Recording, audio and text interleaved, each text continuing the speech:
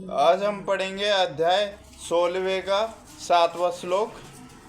जो स्वतः होने वाले इस लाभ से संतुष्ट रहता है, जो इंद्र से मुक्त है और ईर्ष्या नहीं करता, जो सफलता तथा असफलता दोनों में स्थिर रहता है, वह कर्म करता हुआ भी कभी बनता नहीं है। कृष्ण व्यक्ति अपने शरीर निर्वाह के लिए भी अधिक प्रयास नहीं करता। वह अपने आप होने वाले लाभों से संतुष्ट रहता है। वह ना तो मांगता है ना उधार लेता है, किंतु यथासमर्थ वह सच्चाई से कर्म करता है और अपने श्रम से जो प्राप्त हो पाता है उसी से संतुष्ट रहता है।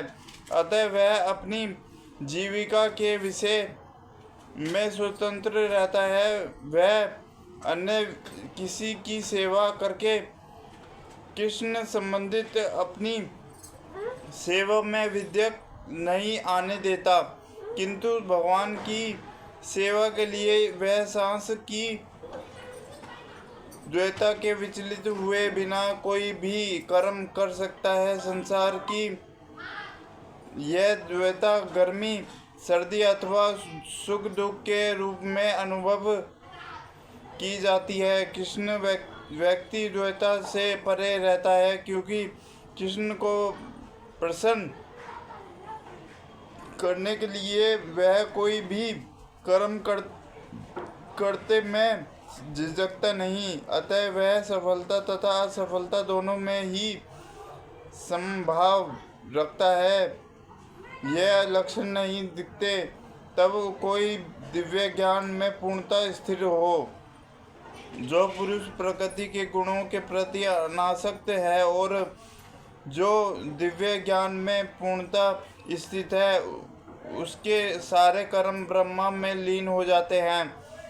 पूर्ण रूप से कृष्ण होने पर मनुष्य समस्त दुष्टों से मुक्त हो जाता है और इस तरह भौतिक गुणों के कल्पनक्ष से भी मुक्त हो जाता है। वह इसलिए मुक्त हो जाता है क्योंकि वह कृष्ण के साथ अपने स्वस्थ की स्वाभाविक स्थिति को जानता है। फलस्वरूप उसका चित्त कृष्ण से विचलित नहीं होता।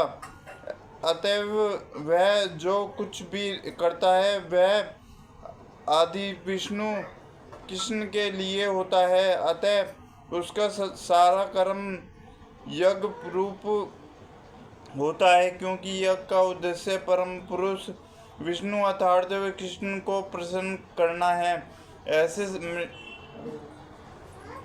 यज्ञमय कर्म का फल निश्चय ही ब्रह्मा के विलीन ही जाता है और मनुष्य को कोई भौतिक फल नहीं भोगना पड़ता है। जो व्यक्ति कृष्ण में पूर्णतः लीन रहता है, उसे अपने आध्यात्मिक कर्मों के योगदान के कारण अवश्य ही भगवत के प्राप्ति होती है, क्योंकि उसमें हवन आध्यात्मिक होता है और हवि भी आध्यात्मिक होता है। यहाँ इसका वर्णन किया गया है कि किस प्रकार कृष्ण कर्म करते हुए अतुन आध्यात्मिक लक्ष्य प्राप्त होता है। कृष्ण विषयक विविध कर्म होते हैं जिनका वर्णन अगले श्लोक में किया गया है, किंतु इस श्लोक में तो केवल कृष्ण का सिद्धांत वर्णित है। भौतिक लक्ष्य कर्म से ग्रस्त श्रद्ध जीव की भौतिक वातावरण में ही कार्य करना पड़ता है, किंतु फिर भी उसे ऐसे वातावरण से निकलना ही होगा कि विधि से वह ऐसे वातावरण से बाहर निकल सकता है। वह कृष्ण है। उदाहरण के लिए, यदि कोई रोगी दूध की बनी वस्तुओं के अधिक खाने से पेट की गड़बड़ी से ग्रस्त हो जाता है, तो उसे दही दिया जाता है, जो दूध ही से बनी अन्य वस्तु है। भौतिकता में ग्रस्त श्रद्ध जीव के उपचार कृष्ण के द्वारा ही किया जा सकता है, जो यहाँ गीता में दिया हुआ है। यह विष्णु यज्ञ या विष्णु या कृष्ण को प्रसन्न करने के लिए किए गए कार्य कहलाती है। भौतिक जगत के जितने ही अधिक कार्य कृष्ण में या केवल विष्णु के लिए किए जाते हैं, पूर्णतः तल्लीनता से वातावरण उतना ही अधिक आध्यात्मिक बनता रहता है। ब्रह्मा शब्द का अर्थ है आध्यात्मिक।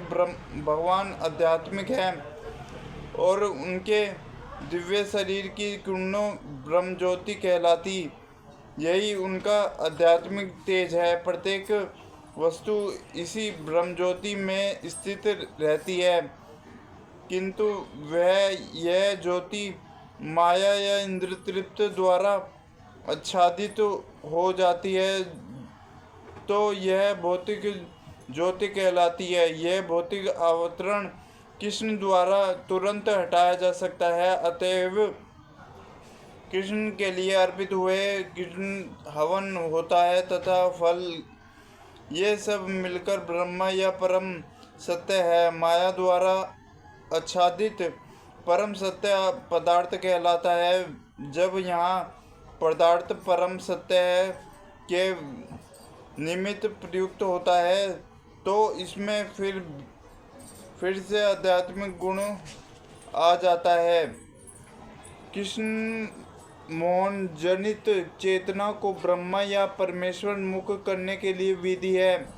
जब मन कृष्ण में पूरी तरह नियंगम रहता है तो उसे समाधि कहते हैं। ऐसे दिव्य चेतना में संपन्न कोई भी कार्य यज्ञ कहलाता है। आध्यात्मिक चेतना की ऐसी स्थिति में योगदानकर्ता योगदान, उपभोग, यज्ञकर्ता तथा अंतिम फल यह सब परम ब्रह्म में एकाकार हो जाता है। वही कृष्णामृत की विधि है। हरे कृष्णा कृष्णा कृष्णा हरे हरे, हरे राम राम राम हरे हरे।